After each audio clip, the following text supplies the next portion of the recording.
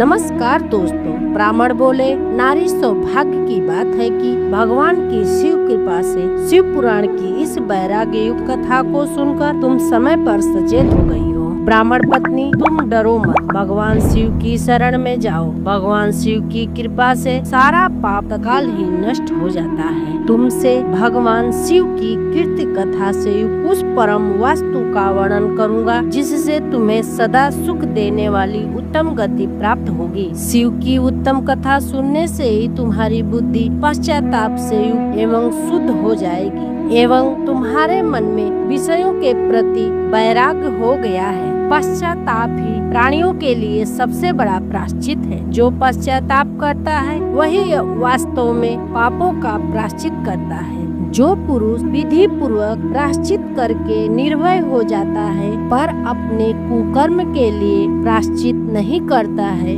उसे प्रायः उत्तम गति प्राप्त नहीं होती है। परंतु जिसे अपने कुकृत्य पर हार्दिक पश्चाताप होता है वह अवश्य उत्तम गति का भागी होता है, इसमें संशय नहीं है। शिव पुराण की कथा सुनने से जैसे चित्त की शुद्धि होती है वैसे ही दूसरे उपायों से नहीं होती है। जिस प्रकार दर्पण साफ करने पर निर्मल हो जाता है, उसी प्रकार शिव पुराण की कथा सुनने से चित्त अत्यंत निर्मल हो जाता है, इसमें संशय नहीं है। मनुष्यों के शुद्ध चित्त में जगदम्बिका पार्वती सहित भगवान शिव विराजमान रहते हैं। इससे वह विशुद्ध आत्मा पुरुष श्री सदाशिव के पद को प्राप्त होता है। इस उत्तम कथा का श्रवण समस्त मनुष्यों के लिए कल्याणकारी बीज है। अतः यथोचित मार्ग से इसकी आराधना अथवा सेवा करना चाहिए।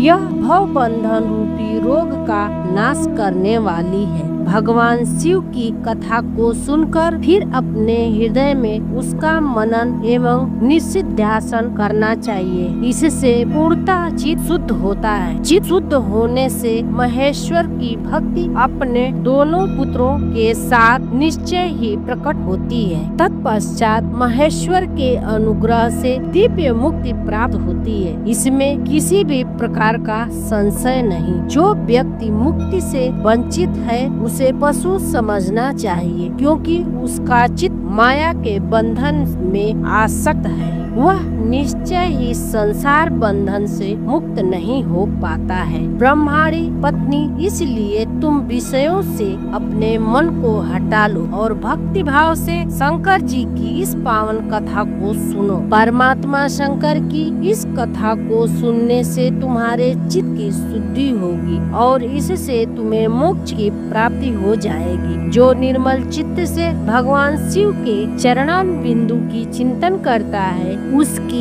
एक ही जन्म में मुक्ति हो जाती है। यह बात मैं तुमसे सत्य कहता हूँ। सूत जी कहते हैं, सौनक, इतना कहकर वह श्रेष्ठ शिव भक्त ब्राह्मण शांत हो गए। उनका हृदय करुणा से दृढ़ हो गया। वे शुद्ध चित्त वाले महात्मा भगवान शिव के ध्यान में मग्न हो गए। तत्पश्चात उठकर वैराग्य युक्त उत्तम बुद्धि वाले स्त्री जो अपने पापों के कारण आतंकित थी, उस महान शिव भक्त ब्राह्मण के सम्मुख हाथ जोड़कर गदगद वाणी में बोली। चंचुला कहती है, ब्राह्मण शिव भक्तों में श्रेष्ठ स्वामी आप धन्य हैं, परमारदर्शी हैं। आप सदा परोपकार में लगे रहते हैं, अतः श्रेष्ठ साधु पुरुषों में प्रशंसनीय है। साधु, मैं नरक के समुद्र में गिरती जा रही हूँ, आप मेरा उद्धार कीजिए।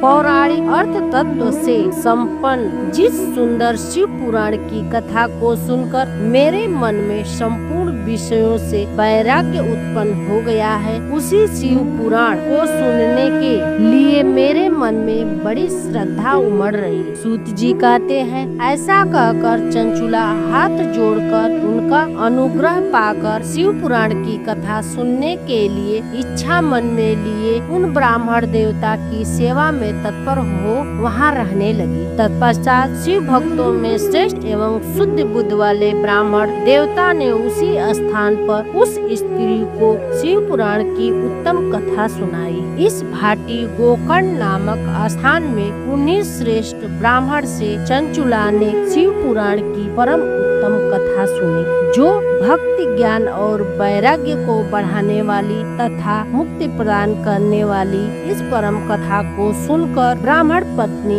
अत्यंत कृतार्थ हो गई। उसका चित्त शीघ्र ही शुद्ध हो गया। फिर भगवान शिव के अनुग्रह से उसके हृदय में शिव के सगुण रूप का चिंतन होने लगा। इस प्रकार उसके भगवान शिव में लगे रहने वाली उत्तम बुद्धि पाकर शिव में सच्चिदानंद स्वरूप का बारंबार चिंतन आरंभ किया। इसके पश्चात समय के समाप्त होने पर भक्ति ज्ञान और वैराग्य से युक्त हुई चंचुला ने अपने शरीर को बिना किसी कष्ट के त्याग दिया। इतने में ही त्रिपुर शत्रु भगवान शिव का भेजा हुआ एक दिव्य विमान दिव्य गति से वहां पहुंचा, जो उनके अपने गणों से युक्त और भांति भांति के शोभा साधनों से संपन्न था। चंचुला उस विमान पर आरूढ़ हुई और भगवान शिव के श्रेष्ठ पार्षदों ने उन्हें तत्काल उसे शिवपुरी में पहुंचा दिया। उसके सारे माल धुल गए। वह दिव्य स्वरूपिणी दिव्यांगना हो गई। उसके दिव्य अवनीय उसकी शोभा बढ़ाते थे।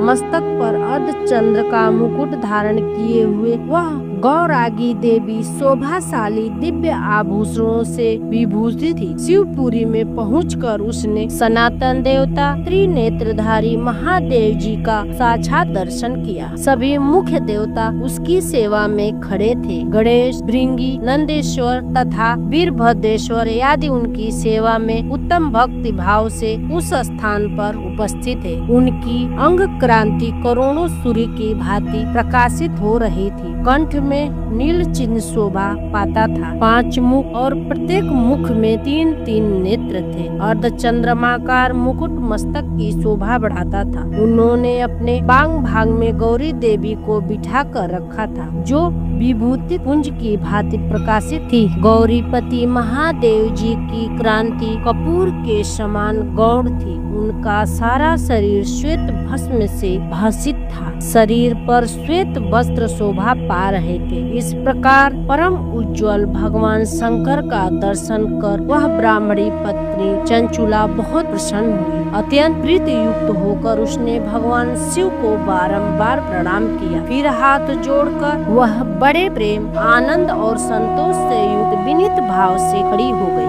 उसके नेत्रों में आनंद अश्रुओं से अविरल धारा का प्रवाह होने लगा। उस समय भगवती पार्वती और भगवान शंकर ने उसी बड़ी करुणा के साथ अपने पास बुलाया और सौम्य दृष्टि से उसकी ओर देखने लगे। पार्वती जी ने तो दिव्य रूप धारणी बिंदु गति प्रिया चंचुला को प्रेम पूर्वक अपनी सखी बना लिया। वह उस परम नंद घन ज्योति स्वरूप सनातन धाम में अविचल निवास पाकर दिव्य सौम्य से प्रसन्न हो अच्छे सुख का अनुभव करने लगी। दोस्तों, यह वीडियो आपको कैसी लगी? कृपया कमेंट बॉक्स में अवश्य अपना सुझाव साझा करें। हमारे चैनल धार्मिक दर्शन टो को सब्सक्राइब करें, लाइक करें, शेयर करें। फिर मिलते हैं अगले अध्याय में नई कहानी के साथ। तब तक के लिए हर हर महादेव।